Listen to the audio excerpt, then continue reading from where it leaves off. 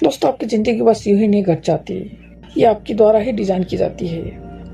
आखिरकार आप ही अपने विकल्प क्यों चुनते हैं। आप खुशियाँ भी चुनते हैं, आप दुख भी चुनते हैं, अपनी चिंता भी चुनते हैं, आप अपनी अनिश्चिंता भी चुनते हैं, आप अपनी सफलता भी चुनते हैं, आप अपनी असफलता भी चुनते हैं, आप साहस भी चुनते हैं, आप डर भी चुनते हैं।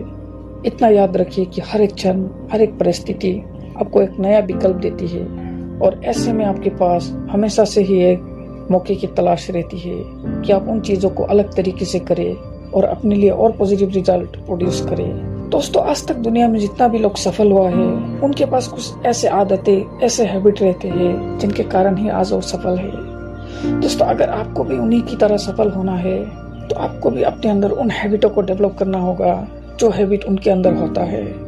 दोस्तों, उनमें से सबसे पहला हैबिट है बी प्रोएक्टिव। प्रोएक्टिव बनिए। प्रोएक्टिव होने का मतलब है कि अपनी लाइफ के लिए खुद जिम्मेदार बनना। अब हर चीज के लिए अपनी प्रेजेंट या ग्रैंड प्रेजेंट को नहीं ब्लेम कर सकते। प्रोएक्टिव लोग इस बात को समझते हैं कि वो रिस्पॉन्सिबल है। वो अपने आचरण के लिए जेनेटिक परिस्थितियों या परिवेश को दोष नहीं देते हैं। उन्हें ये सब कुछ बातें पता होता है।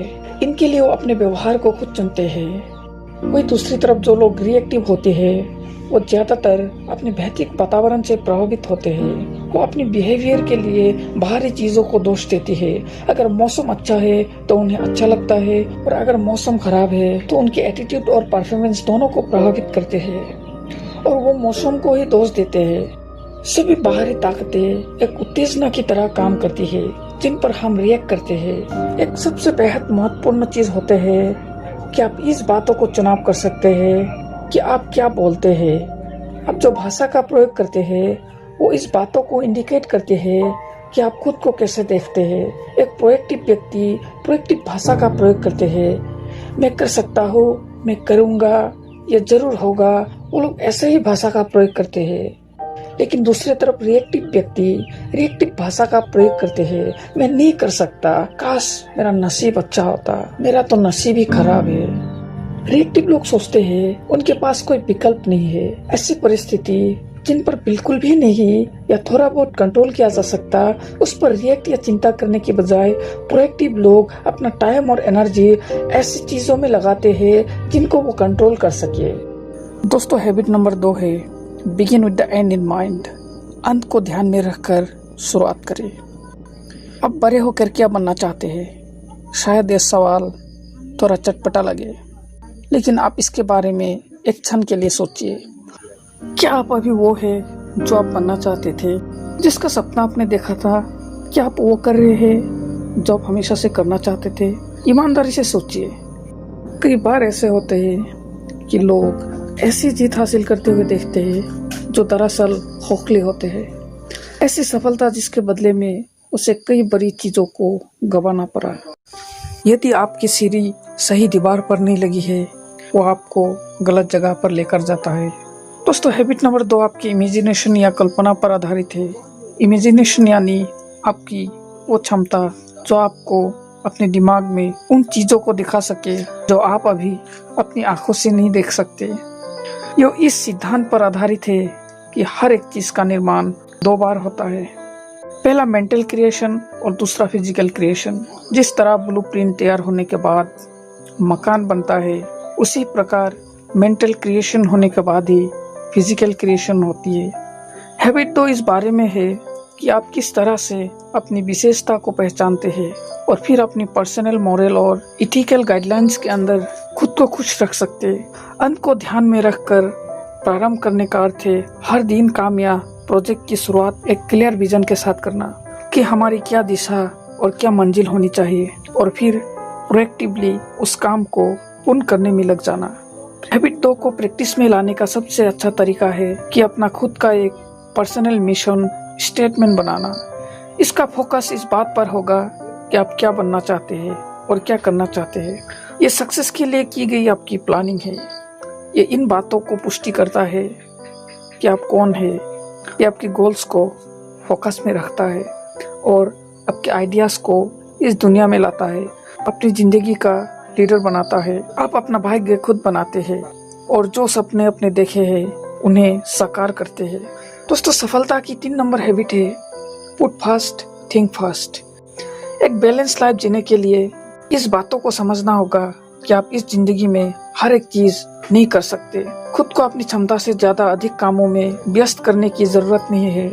जब जरूरी हो तो ना कहने में मत हिचकिचाइए। हैबिटेक कहती है कि आप इंचार्ज है।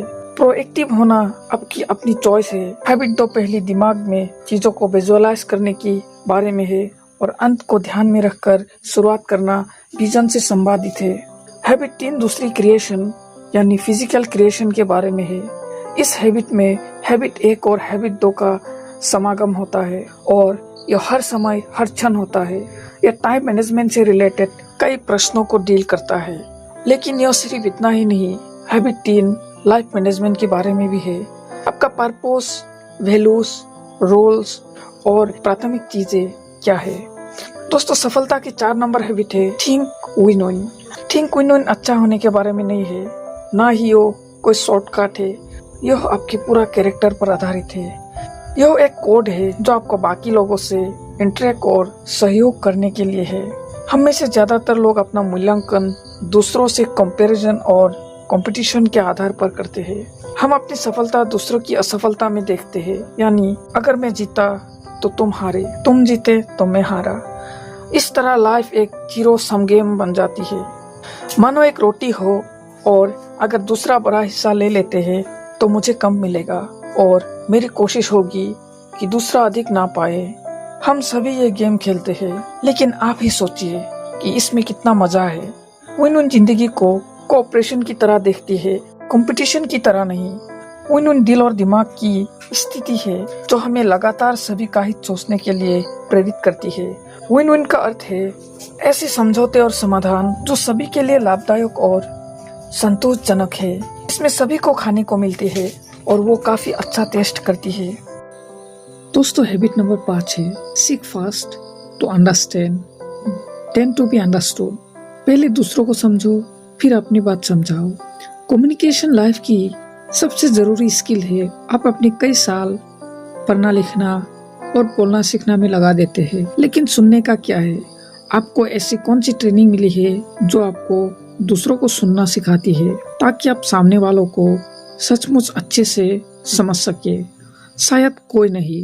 अगर आप ज्यादातर लोगों की तरह है तो शायद आप भी पहले खुद अपनी बात समझाना चाहते होंगे और ऐसे करने में आप दूसरे व्यक्तियों को पूरी तरह इग्नोर कर देते होंगे।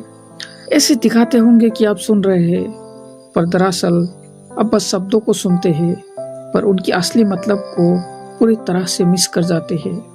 सोचिए ऐसा क्यों होता है? क्योंकि ज्यादातर लोग इस इंटेंशन के साथ सुनते हैं कि उन्हें रिप्लाई करना है, समझाना नहीं है। आप अंदर ही अंदर खुद को सुनते हैं और तैयार करते हैं कि आपको आगे क्या कहना है, क्या सवाल पूछना है और क्या बोलना है। आप जो सुनते हैं उसे आप अपने आत्मकथा से तुलना करके देखते हैं कि ये सही है या गलत, और इस वजह से आप दूसरे की बातों को खत्म होने से पहले ही एक धारणा बना लेते हैं कि अगला क्या कहना चाहता है। दोस्तों, आप इन चारों में से एक तरीके से तो जवाब देते ही होंगे। सबसे पहला तरीका है मूल्यांकन। पहले आप जज करते हैं, उसके बाद सहमत या असहमत होते हैं। दूसरा है जज। आप पहले अपने हिसाब से सवाल करते हैं, उसके बाद अपने हिसाब से जवाब देते हैं। और तीसरा है सलाह। आप सलाह लेते हैं और उपाय सुझाते हैं। और चौथा है व्याख्या। आप दूसरे की मकसद और व्यवहार को अपने एक्सपीरियंस के हिसाब से एनालाइज करते हैं। शायद आप सोच रहे हो कि अपने एक्सपीरियंस के हिसाब से रिलेट करने में बुराई क्या है। कुछ सिचुएशन में ऐसे करना उचित हो सकते हैं। सरल शब्दों में समझे तो 2 दिमाग एक बेहतर है। एक खुली दिमाग से पुरानी समस्याओं के नई निदान ढूंढता है, पर बस अपने आप ही सब कुछ नहीं हो जाता। यह एक प्रोसेस है और उसी प्रोसेस से लोग अपने एक्सपीरियंस को ला पाते हैं। जब लोग आपसे ईमानदारी से इंटरेक्ट करने लगते हैं और एक दूसरे से प्रभावित होने के लिए खुले होते हैं, तब उन्हें नई जानकारियां मिलना प्रारंभ हो जाता है। आपस में मतभेद एक नई तरीके की आविष्कार की क्षमता कई गुना बढ़ा देती है। आप जैसे जैसे एक क्षेत्र में खुद को सुधारेंगे, आप अपने जीवन में प्रगति और बदलाव लाएंगे। सर्पेंट द शो आपको फ्रेश रखता है ताकि आप बाकी 6 हैबिट्स अच्छे से प्रैक्टिस कर सके। ऐसे करने से आप चैलेंजेस फेस करने की अपनी क्षमताओं को बढ़ा लेते हैं। बिना ऐसे किए आपका शरीर कमजोर पड़ जाता है, मस्तिष्क बुद्धि रहित हो जाता है, भावनाएं ठंडी पड़ जाती है, स्वभाव असंवेदनशील हो जाता है और इंसान स्वार्थी हो जाता है। और यह एक अच्छी तस्वीर नहीं है। आप अच्छा फील करें, ऐसा अपने आप नहीं होता। एक बैलेंस लाइफ जीने के अर्थ है खुद को रिन्यू करने के लिए जरूरी वक्त निकालना। ये सब आपके ऊपर है। आप खुद को आराम करके रिन्यू कर सकते हैं या हर काम अत्यधिक करके खुद को जला सकते हैं। आप खुद को मेंटलिटी और स्पिरिचुअली प्यार कर सकते हैं या फिर अपने वेलबींग से बेखबर यूं ही अपनी जिंदगी बिता सकते हैं। आप अपने अंदर जीवंत ऊर्जा का अनुभव कर सकते हैं या फिर टाल मटोल कर अच्छे स्वास्थ्य और व्यायाम के फायदों को खो सकते हैं।